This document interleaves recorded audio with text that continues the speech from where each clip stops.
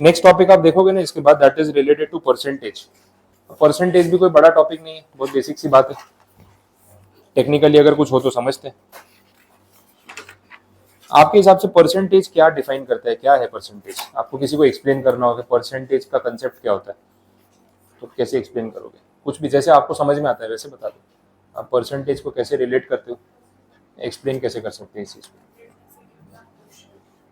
हाँ, पर 100 अपने बोल सकते हैं, मतलब कोई भी नंबर है XYZ क्वांटिटी में हो सकता है, उसको एक स्टैंडर्ड बेस पे लेके आ रहे हैं। ठीक है, अपने बोलते हैं ना 5% डिस्काउंट है।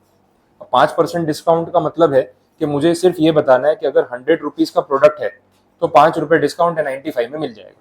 ठीक है, अब प्रोडक्ट हो सकता है 50 लाख का, प्रोडक्ट हो सकता है 500 रुपए का, प्रोडक्ट हो सकता है 10,000 रुपए का, दैट डिपेंड्स। अब उसमें ना एब्सोल्यूट नंबर से फर्क ही नहीं पड़ता, एक जनरलाइज किया, स्टैंडर्डाइज कर दिया हमने उसको कि आप जो गुड्स खरीद रहे हो, जैसे आप कोई शॉप में चले गए, कोई स्टोर में चले गए जहाँ पे वेराइटी ऑफ प्रोडक्ट्स है, उसने ना सेल लगा दी, शॉपर स्टॉप या लाइफस्टाइल में कहीं गए, उन्होंने लिख दिया 10% product, 10% discount on all the products.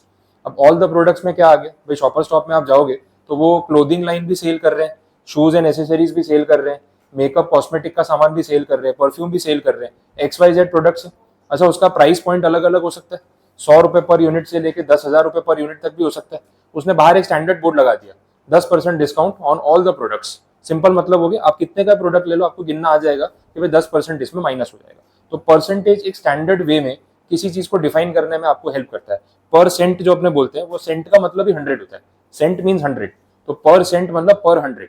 तो जब आप बोल रहे हो 5%, तो मतलब 100 पे 5, वो डिफाइन हो गया। ये बेसिक सा मीनिंग है कि व्हाट इज परसेंटेज। अब इसको कैलकुलेट कैसे करना है वो आपको बताया हुआ है, जो आप भी जानते हो, अपन बात कर रहे हैं कि भाई 10,000 रुपीज का प्रोडक्ट है और इस पे 5% डिस्काउंट है, तो ये कैलकुलेशन कैसे होगा?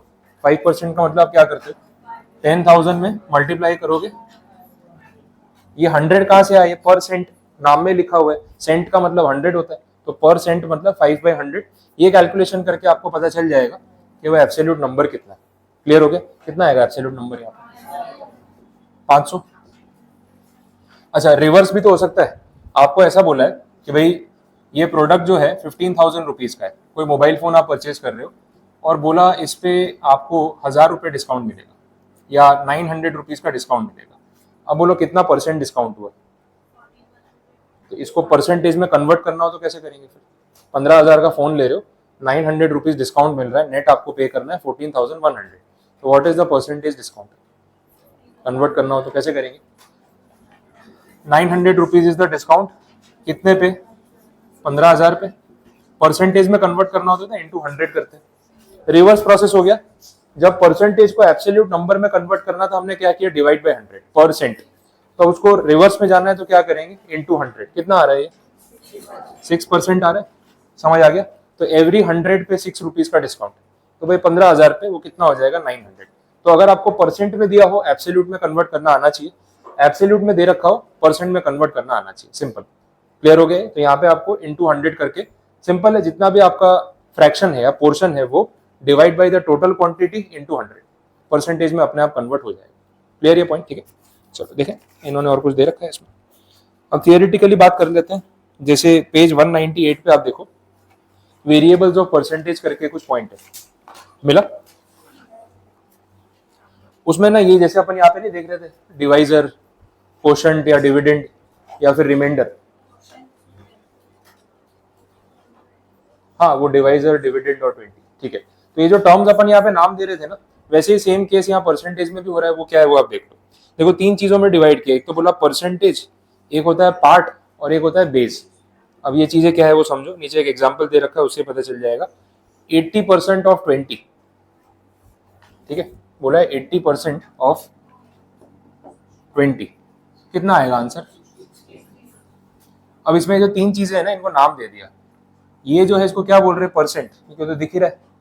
ये 20 जो है ना, दिस इज द बेस, क्योंकि इस पे आप गिन रहे हो तो वो बेस हो गया ना, जिसपे कैलकुलेट करेंगे उसको बेस बोलेंगे। और ये 80% ऑफ 20, आंसर जो आया 16, this is a part of it, ऐसा बोल सकते हैं। ये 16 कहाँ से आया, 20 का ये पार्ट हो गया ना। 20 टोटल बेस है, फाउंडेशन है, उसका 80% दैट इज 16, तो इसको एक पार्ट बोलेंगे। जिसपे आप परसेंटेज गिन रहे हो उसको बेस बोलेंगे, और ये वाला जो पार्ट है दैट इज द परसेंटेज। अब अगेन टेक्निकल बात एमसीक्यू में कहीं काम आ जाए, बाकी हमें इससे प्रैक्टिकल लाइफ में कैलकुलेट करते टाइम कोई मतलब नहीं होता।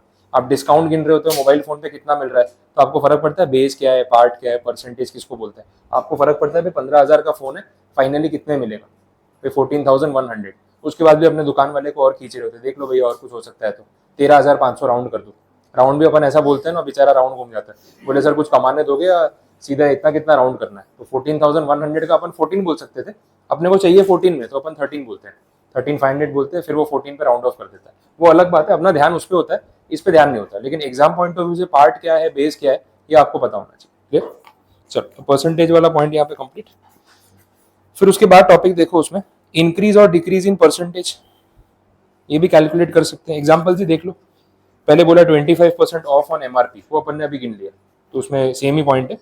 10% hike in the price of diesel, देखो इलेक्शन खत्म हो गए, कभी भी हो सकता है ये, ठीक है। हाँ 10% अभी हुआ ना, इलेक्शन का रिजल्ट आना था जिस दिन, उसी दिन न्यूज़ आ गई। एक तो दूध के रेट बढ़ा दिए अमूल वालों ने, और जो हाईवे पे अपना टोल लगता है ना उसका रेट बढ़ा दिया 5%।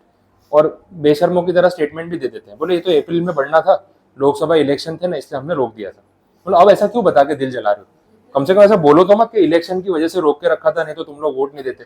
ऐसा तो नहीं करना चाहिए ना। जैसे इलेक्शन का रिजल्ट आया ना उसी दिन आ गया कि कल से 5% बढ़ा रहे हैं, ये तो अप्रैल से बढ़ना था, जून से बढ़ रहा है, 2 महीने इसलिए रोक के रखा था क्योंकि इलेक्शन थे तो रेट नहीं बढ़ा सकते थे। मतलब क्लियरली बोल देते हैं कि भाई इलेक्शन है तो सब कुछ सस्ता है, जैसे जीत जाएंगे ना फिर सब महंगा हो जाएगा, तो नेक्स्ट डे रेट बढ़ जाते हैं तो और बुरा लगता है ना। 2-4 दिन रुक जाते, कम से कम अनाउंस नहीं करते, शांति से बढ़ा देते, हम कौन सा पूछने आ रहे थे। लेकिन एकदम से ऐसा बोलो कि इलेक्शन की वजह से नहीं बढ़ा रहे थे, अगले दिन बढ़ा दिया, तो सुन के बुरा लगता है कि यार ये तो पता नहीं क्या हो रहा है। बट ऐसे ही तो 10% hike in the price of diesel, और ये हर गवर्नमेंट करती है, कोई पार्टी स्पेसिफिक नहीं।